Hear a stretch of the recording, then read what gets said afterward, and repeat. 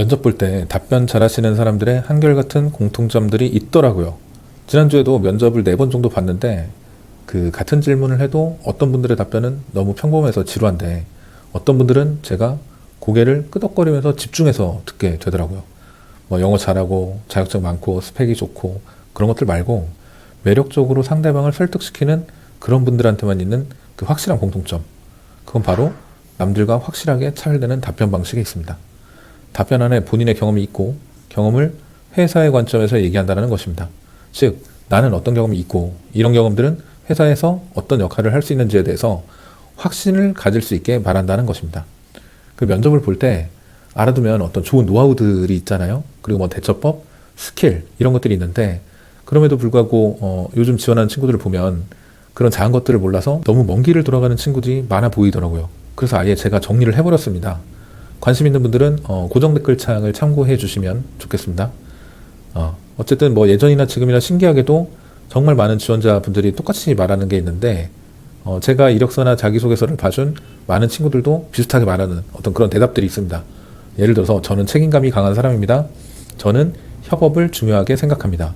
이런 말들이 틀렸다라는 말은 아닙니다. 틀린 말은 아닌데 전부 다 얘기하는 똑같은 대답이라는 겁니다. 맥락도 없고 근거도 없고 정말 한결같은 상투적인 답변이라는 겁니다.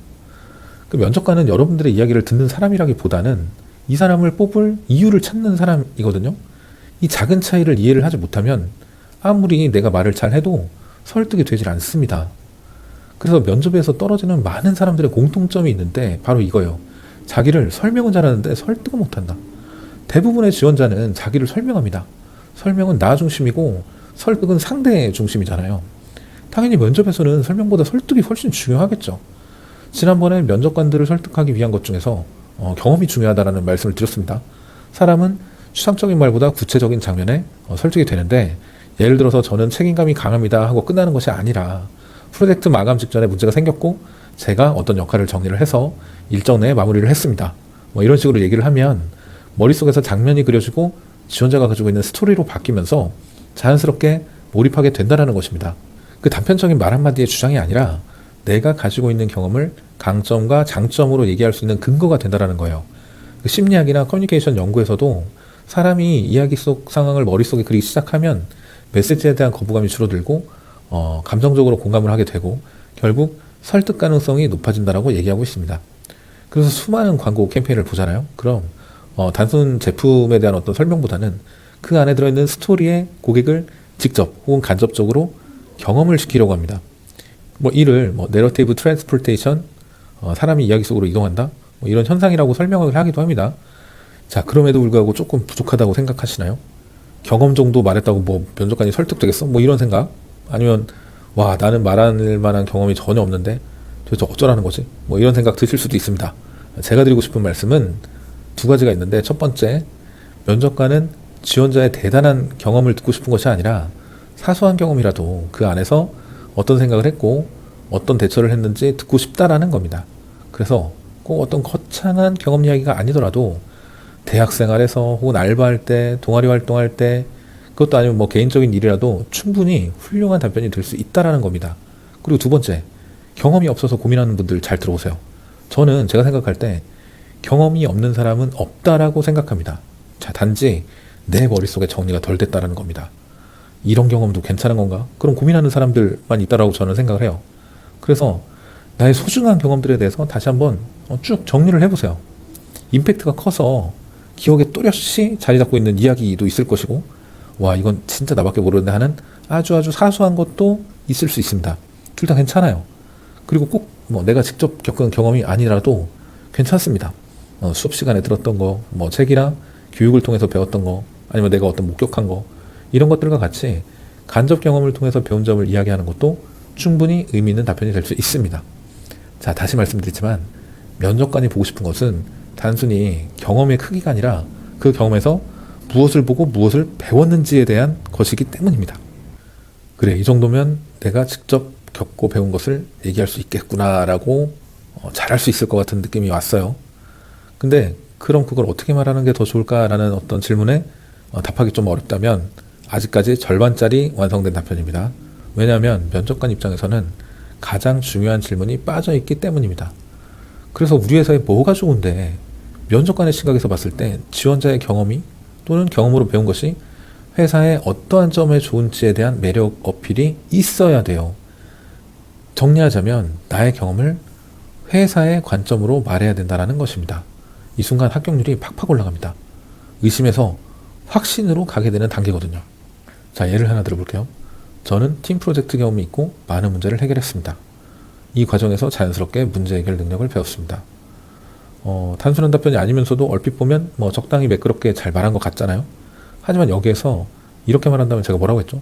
네, 의심에서 확신으로 넘어간다고 했어요. 자, 잘 보세요. 저는 팀 프로젝트 경험이 있고 많은 문제를 해결했습니다. 많은 문제들을 당면했을 때 이러한 문제들을 어떠한 방식으로 해결을 해왔고 이 과정에서 빠르게 우선순위를 정리하는 능력을 키웠습니다. 이 경험들은 입사 후에도 프로젝트 진행 속도를 높이는데 기여할 수 있다고 생각합니다. 답변 차이가 좀 보이시나요? 나는 이런 사람이다. 이런 게 아니라 그래서 회사에 이런 도움이 될 것이다. 라는 게 명확하게 머릿속에서 그려진다라는 거죠. 그래서 가장 강력한 답변 구조는 이겁니다. 경험이 있고 행동이 있고 결과가 있고 이런 것들이 어떤 식으로 회사에 기여할 수 있겠다. 자, 예를 들어서 저는 협업을 잘합니다. 이런 것들 대신에 팀 프로젝트에서 의견 충돌이 있었을 때 공통 목표를 기준으로 의견을 정리하고 역할을 재분배했습니다. 그 결과 프로젝트 방향이 빠르게 정리가 됐고 좋은 평가를 받았습니다. 이 경험을 통해 협업은 실행력을 높이는 과정이라고 배웠고 입사 후에도 조직 내 협업 효율을 높이는 데 기여할 수 있습니다. 이런 강한 설득력을 가진 답변으로 만드는 연습을 많이 해보셔야 됩니다. 자, 마지막으로 오늘 내용을 한번 정리해 보겠습니다.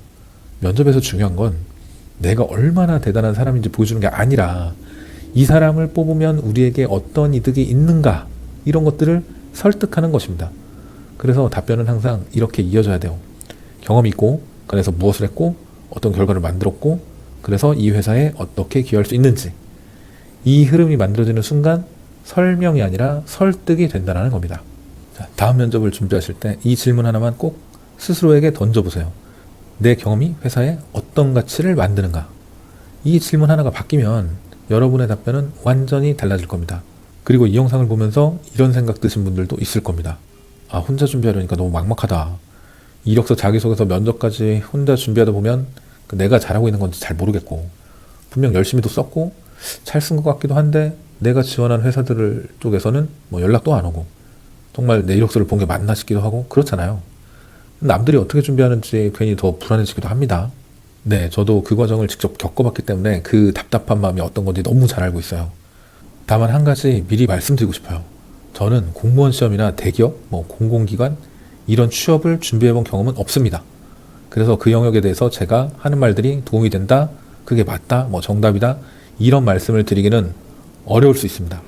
하지만 관공학과를 나와서 취업을 준비하던 시기부터 지금까지 마케팅 관련, 광고 관련 회사만 계속 지원을 했고 그 과정에서 정말 많이 떨어져도 봤고 그만큼 시행착오도 많이 겪었습니다. 그리고 지금은 18년차 마케터로서 현업에서 일하고 있고 매년 100여 명이 넘는 신입 지원자들의 이력서, 자기소개서, 면접을 직접 보고 있습니다. 그래서 적어도 어떤 지원자가 선택되는지 어떤 답변이 설득되는지 이런 부분들에 대해서는 제 경험을 바탕으로 확실하게 말씀드릴 수 있습니다. 자, 그래서 이건 조금만 방향을 알면 훨씬 잘할 수 있는데 라는 생각이 계속 들었고 그게 너무 좀 아쉬웠어요. 그래서 제가 가지고 있는 기준과 방법 이런 것들을 하나로 정리해서 전자책으로 만들어 버렸습니다.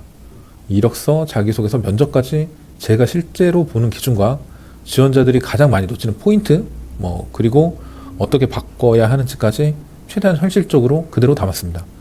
혹시 지금 혼자 계속 준비해야 할지 컨설팅을 받아야 될지 어디서부터 시작해야 될지 고민하고 계시다면 이 전자책이 방향을 잡는 하나의 기준이자 현실적인 선택지가 될 수 있을 거라고 저는 생각을 합니다.